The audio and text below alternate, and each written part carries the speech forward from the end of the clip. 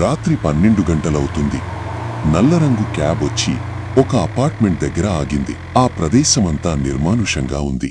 Cab ఆగిన చోట ఒక వీధి లైట్ వెలుగుతూ ఉంది. ఆ ప్రదేశం చీకటి వెలుగు కలిసి ఉంది.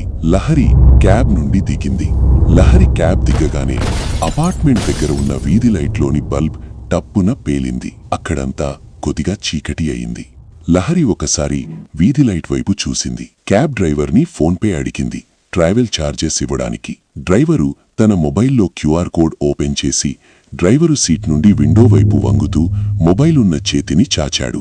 లహరి తన మొబైల్తో స్కాన్ చేస్తూ డ్రైవరు మొహం చూసి ఉలిక్కిపడింది. డ్రైవరు మొహం వికృతంగా ఉంది. ఆమె స్కాన్ అయ్యాక గబగబా పిన్ ఎంటర్ చేసింది. అతను కారు తిప్పుకుని లహరి వైపు చూస్తూ నవ్వుతూ వెళ్లాడు. వెనక్కి తిరిగి చూడకుండా అపార్ట్మెంట్ గేట్ వైపు వచ్చింది లహరి. లహరి ఉండేది 3వ ఫ్లోర్లో. అపార్ట్మెంట్ లిఫ్ట్ పని చేయలేదు. వాచ్మ్యాన్ని అడుగుదామంటే అతను ఎక్కడా కనపడలేదు. ఎక్కువసార్లు అతను రాత్రిళ్ళు మందు కొట్టేసి నిద్రపోతుంటాడు. నైట్ డ్యూటీ చేసేది తక్కువ. ఒకసారి కలియ చూసి అతని గురించి ఆలోచించడం వేస్ట్ అని మెట్లెక్కసాగింది లహరి. రాత్రిళ్ళు అపార్ట్మెంట్లో 2-3 లైట్స్ ఉంచి మిగతావి ఆఫ్ చేస్తారు. అందువల్ల మెట్ల మీద కొద్దిగా చీకటిగా ఉంది. తన వెనక ఎవరో మెట్లెక్కుతున్నట్టు అనిపించింది లహరికి. అడుగుల శబ్దం దగ్గరికి వస్తున్నట్టుగా అనిపించి వెనక్కి తిరిగి చూసింది.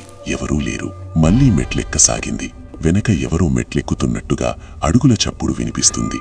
చప్పున వెనక్కి తిరిగింది. ఎవరూ లేరు. అప్పటికి 2nd ఫ్లోర్కి వచ్చింది లహరి. మళ్లీ వెనక ఎవరో వస్తున్నట్టుగా ఉంది. ఈసారి వెనక్కి చూడకుండా నడుస్తూనే పక్కన గోడ మీద చూసింది. తన నీడ వెనక ఒక దెయ్యం నీడ మెట్లెక్కుతూ కనిపించింది. అంతే, గుండె ఆగినంత పనై పరిగెత్తినట్టు మెట్లెక్కి తన ఫ్లాట్ తలుపు దగ్గర ఆగింది. ఫ్లాట్ తాళం చెవి తీస్తూ కారిడోర్ వైపు చూసింది. కారిడోర్ చివర్లో ఒక దెయ్యం నిలబడి ఉంది. భయంతో బిగుసుకినిపోతూ ఎవరు నువ్వు అని గట్టిగా అరిచింది. దెయ్యం మాయమైపోయింది. తాళం తెరిచి తలుపు తోసి అనుమానంగా మళ్లీ ఒకసారి కారిడార్ వైపు చూసింది. అక్కడ ఎవరూ లేరు. కాని తీసిన ఫ్లాట్ తలుపు వెనక ఆ దెయ్యం నిలబడి ఉంది. లహరి ఫ్లాట్ లోపలికి రాగానే దెయ్యం తలుపు వెనక నుండి వచ్చి భయపెట్టింది. కెవ్వున అరుస్తూ భయంతో కళ్ళు మూసుకుంది లహరి. కొద్దిసేపయ్యాక మెల్లిగా కళ్ళు తెరిచింది. అక్కడ దెయ్యం లేదు. తలుపు వేసి ముందు గదిలోకి వచ్చింది లహరి. లైట్ స్విచ్ వేసింది. లైట్ ఆన్ అండ్ ఆఫ్ అవుతూ వెలుగుతుంది. మెట్ల మీద పరిగెత్తడం ప్లస్ భయం వల్ల లహరికి చెమటలు పట్టాయి. నీళ్లు తాగుదామని ఫ్రిడ్జ్ డోర్ తెరిచింది లహరి. అందులోంచి అదే దెయ్యం ఒక్కసారిగా లహరి ముఖం వైపు దూసుకొచ్చింది. లహరి భయంతో కెవ్వున అరుస్తూ కళ్ళు మూసుకుని కూర్చుండిపోయింది. కొద్ది క్షణాల తర్వాత భయంతో ముందు బెడ్రూమ్ వైపు వెళుతుండగా అక్కడ టక్ టక్ మని గోడ మీద నుండి శబ్దం వస్తుంటే గోడ వైపు చూసింది. అక్కడ గోడకి ఒక ఫోటో తగిలించి ఉంటుంది. ఆమె ఆఫీస్ ఫోటో.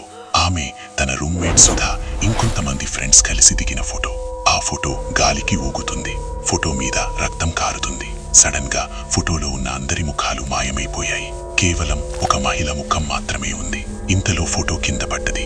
ఫోటో ఫ్రేమ్ గాజు పగిలి అందులోంచి రక్తంలాగా ఎర్రటి ద్రవం కారుతుంది. లహరి భయంతో వణికిపోతుంది. సుధా, లహరి ఇద్దరు కొలీగ్స్ అండ్ రూమ్మేట్స్. సుధా ఏదో పని మీద 2 రోజుల క్రితం తన ఊరికి వెళ్ళింది. ప్రస్తుతం లహరి ఒక్కతే ఫ్లాట్లో ఉంది.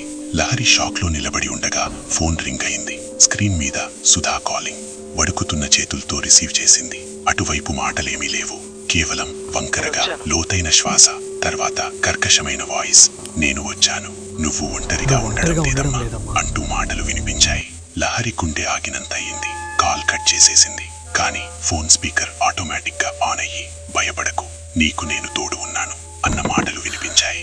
లహరి ఫోన్ విసిరేసి భయంతో బెడ్రూమ్ లోకి వెళ్ళింది. వెనక్కి నడుస్తూ డ్రెస్సింగ్ టేబుల్ ని గుద్దుకుంది. టక్కున వెనక్కి తిరిగిన లహరికి అద్దంలో తన ప్రతిబింబం వెనక దెయ్యం నిలబడి ఉంది. లహరి బెడ్రూమ్ లోకి పరిగెత్తి మంచం మీదకి ఎగిరి దూకింది. చేతులు కాళ్ళు వణుకుతున్నాయి. ఇంతలో బెడ్ కింద నుంచి ఒక్కసారిగా ఒక దెయ్యం బయటికి వచ్చింది. భయంతో ఊపిరి ఆగిపోతూ లహరి గట్టిగా కేక వేసింది. గుండె వేగంగా కొట్టుకుంటోంది. చెవుల్లో ఇంకా ఆ కేకే ప్రతిధ్వనిస్తోంది. వణుకుతున్న చేతులతో వెంటనే ముసుగు తన్ని పడుకుని కళ్ళు బిగబట్టి పడుకుంది. హనుమాన్ చాలీసాను మనసులో జమిస్తూ. అసలు విషయం ఏంటంటే తన రూమ్మేట్ ఊరికి వెళ్లడంతో శనివారం సాయంత్రం వీకెండ్ కావడంతో ఒక్కతే 2nd షోకి హారర్ సినిమాకి వెళ్ళింది లహరి. ఆ సినిమా చూసి వచ్చినాక పడ్డ తిప్పలు ఇవి. జీవితంలో ఒక్కరే సెకండ్ షోకి హర్రర్ సినిమాకి మాత్రం వెళ్ళకండి.